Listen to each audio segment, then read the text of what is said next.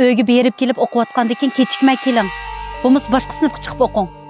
Ma'qul, men diqqat qilay. Qizim, men keldim. Bering. Yana nim deb kelding? Kim seni keldi de? Yana kelmiş abjaq moto bilan. Qizim, bu qatim maoshim chiqsa, arzon bo'lsa bir mashina olaman. Chiqa qizim.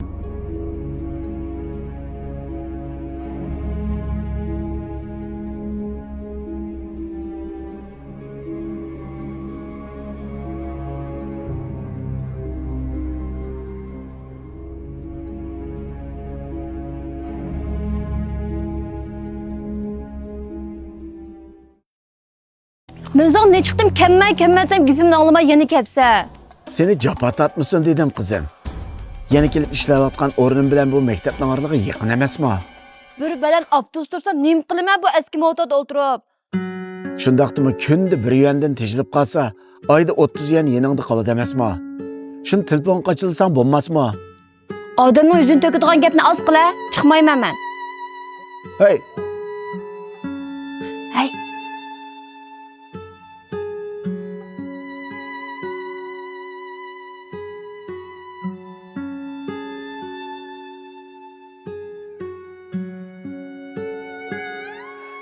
muallim yaxshimisiz? Bolamga ma'o maktabning mashinasini o'rinlashtirib bersam, oyliqqa qancha bo'ldi? Ko'cha avtobusiga toza ishonch qilolmaydi ekanman. 150 yuan bo'ladi. 150 yuan? Nimanda qimmat? Mayli. 3 oylik bo'lay. Qo'y. 2 oylik bo'lib turay. Aql. Arastaga. Mavo divanning limon gazli ichimligida ishpiqma issiqni yondirdi. Qarsam issig'ingiz eshib ketganda qildi. Rahmat muallim, rahmat. Mush moto shu. Unda degan bilan lekin bu dadam ishga berib keldigan moto. Bunda qilsa qamlashmasmiki? Bo'ldilar. Seningchi, dadam bilan qaring bo'lmasin. Men alay.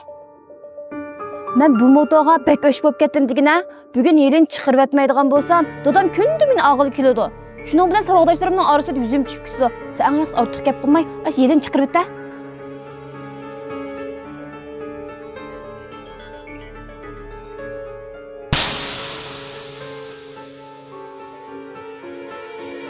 Xeyli qo'lingda ish keldi jimo. Endi mavo